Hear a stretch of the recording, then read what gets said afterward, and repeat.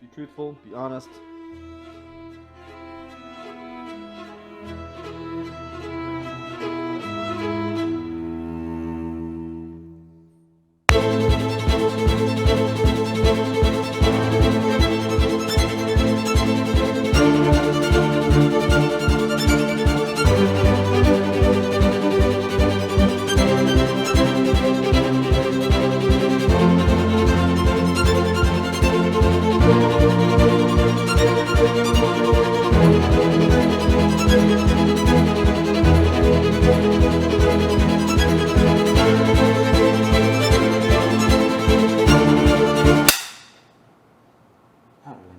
I'm sorry, put that near your head.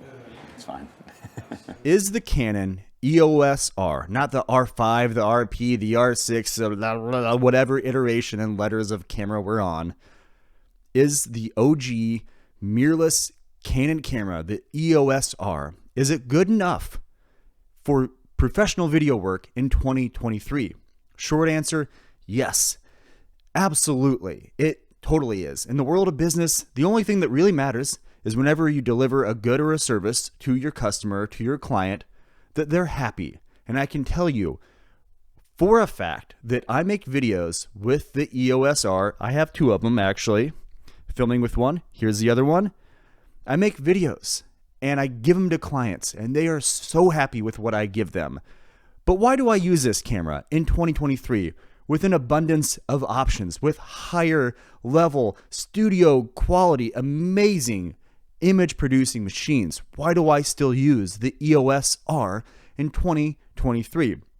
There's a few reasons. I still honestly think in 2023, depending on your budget and the kind of work you do, this may be the camera for you. I'll talk a little bit more about the nuance of why you would select this camera, or in my case too, at the end of the video, but I want to give you a little bit of a story. Towards the end of 2019, I quit my job as a waiter because I was getting video clients and I was making enough money that I felt like I could take a risk and I could stop working in the restaurant. I could focus on getting clients. I had one client where I'd secured enough videos with them with my Rebel T6i at the time, where I felt like I had a few months of runway, right? I had a contract with them where I was filming multiple videos. Then I invested in the EOS R, and then like the R5 or whatever the next iteration is came out, and I was like, oh my gosh, did I make a terrible investment? It's honestly very nerve-wracking. If you're trying to make it as a freelancer, or if you're in the freelance world, you probably understand where I'm coming from. But I was like, that's fine. I'm going to keep getting clients. I'm going to upgrade cameras, and eventually I'm going to get like a cinema line camera. I was doing some like real estate and some smaller one-off projects, and then I got another client where I secured a contract for multiple videos again. I got my second EOS R because I was like, this client in the city and the market that I work in has a ton of connections, and if I make this video look great for them, I'll get more work. Which did happen, but it didn't happen the way that you'd think it did, because we all know what happened in 2020. The world shut down. I didn't lose all my clients necessarily overnight, but I definitely stopped working and everything got put on hold overnight. I ended up staying at home with my kids and being primarily a stay-at-home dad because of the work that I was doing, and my fiance, she had a stable job, makes great money. Someone needed to be home with the kids, and it was the guy that literally lost all of his work and had the ability to stay at home. So that's what I did. And I've been working since then. I've been making money. Everything worked out fine that year. It was terrifying, but here I am making this video, talking to you because I've been successfully using my camera to make money with clients over the last few years. But if you would have told me at 2019 that I'd still be using this camera, I'd be like, what happened? What's wrong? And I kind of feel like that sometimes. I feel like I'm behind a lot. It's like not mentally healthy or mentally stable. I get that. That's kind of why I've been talking about self-help on this channel. But I'm starting to talk about camera stuff more because I feel like one way to like really help with your mental health is to go out and prove that you can do the things that you want to do, right? It's a good way to build confidence. So for the time being, I'm kind of stuck with these cameras. The thought of investing $4,000, $5,000 into a very entry-level cinema camera freaks me out because the reality of the situation that I'm currently in is I'm a dad. I'm 37. I have custody of my son. I live with my partner who has a daughter. I have 2 kids and a family, and I want to get nicer equipment, but I also need to make money. So I can't just sit back and be like, this is me. Like, I could go back and get a normal job, or I can like hustle and sell videos and use the gear that I have and just be honest with people and say, I'm a solo filmmaker. This is what I can do, and let's do something together. And another thing that I didn't know when I started, because I was so in my head and I was comparing myself to other people, because let's face it, if you like cameras, if you're trying to make money in the world of videography, filmmaking, entrepreneurship with cameras, whatever it is, you look up videos like this. Is this camera good enough? What camera should I buy? And then your algorithm becomes inundated with other creators. And it's just like any other job, right? What you see, the people that are present in the field that you're working in or that you're trying to go into, the people that are present are the people that are literally the 1% of the 1%, the people that are the best at what they do.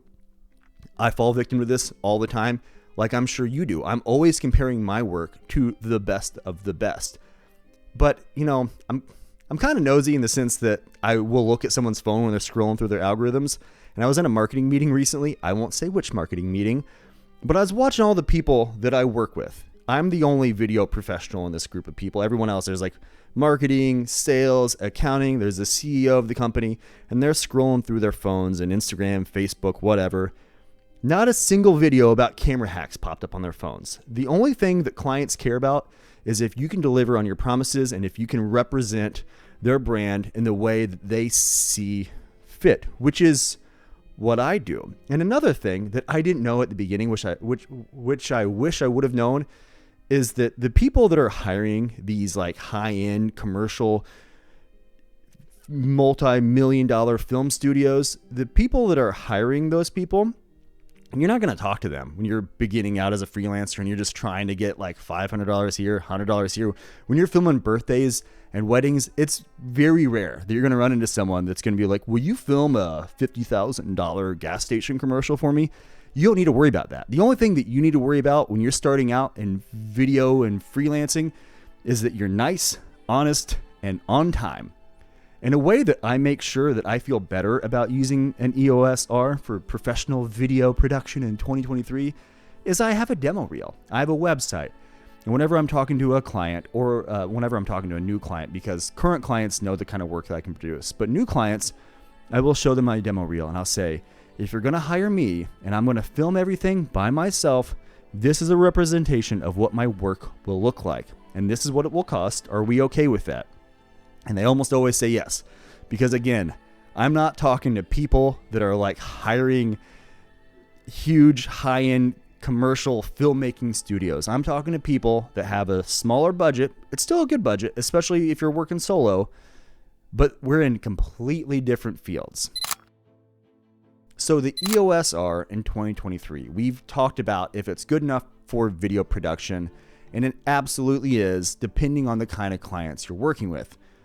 So that being said, why would you get this camera in 2023? Well, if you're a solo filmmaker, like I am, like I said, I do video, lights, audio, I work with talent, I talk about strategy, I do sales, I do all of that by myself. I'm a solopreneur. So having a camera like this that's easy to use definitely helps my workflow. I don't have to hire other people because it's got good autofocus.